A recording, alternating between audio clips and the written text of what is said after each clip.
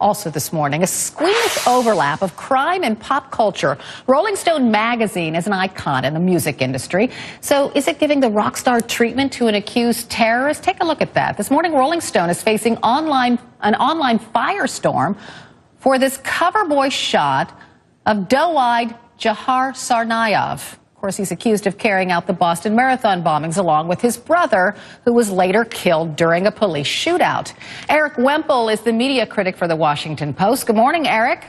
Good morning. Thanks for having me on. Oh, you're welcome. So I know what the Twitterverse is saying, but what do you say about this cover?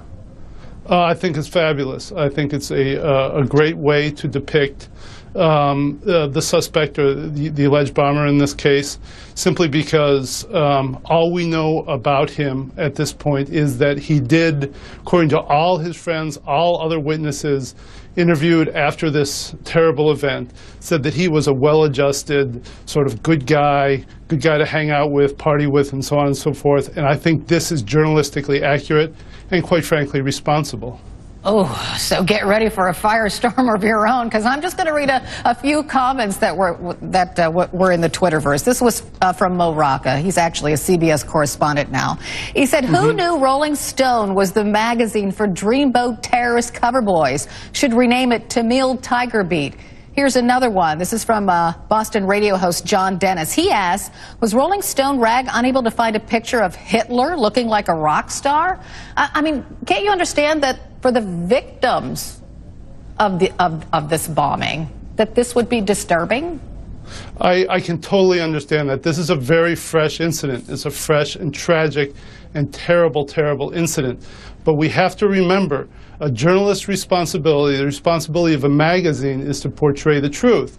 And the truth in this case is that, as I just said, that this guy was widely regarded as a well-adjusted guy. How did he go from well-adjusted high school student, wrestler, buddy of everybody, to a suspect or perpetrator in this event? I think that is a very important question. I think Rolling Stone puts it there for us, right on the cover of this of the magazine. Well, mind you, some people might say that the Rolling Stone is glorifying his image of this handsome young man, because you well know that there are a number of young women out there, young girls, who, for some bizarre, twisted reason, are idolizing this guy.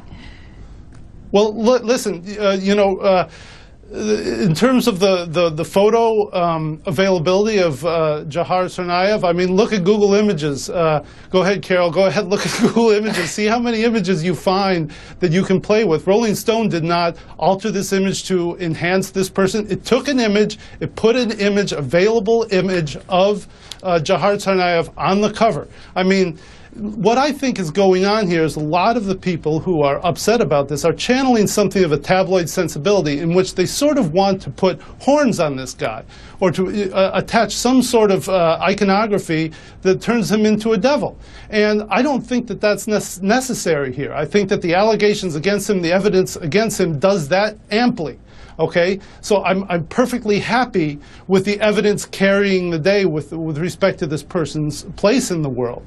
I just don't see. I know that Rolling Stone does a lot of journalism, and fine journalism, but it's still known as a music magazine, and it's got this guy on the cover. I mean, what if it put Charles Manson on the cover like that? It also took down. Actually, it did. It took down a general, right? It took down Stanley McChrystal, as we learned again upon the death of Michael Hastings. Rolling Stone does an awful lot of long-form investigative journalism. It covers politics heavily. It does this stuff. And I think people need to sort of understand that. The Rolling Stone is not just about Justin Bieber. It's not just about, you know, rap and rock. It's about a lot of things. And so they can do this, okay? Rolling Stone can go ahead and do this. And, you know, that they kick up a firestorm, I think, is proper. That's the role of magazines, to call into question how we view people who did terrible things, how we view society, how we view crime.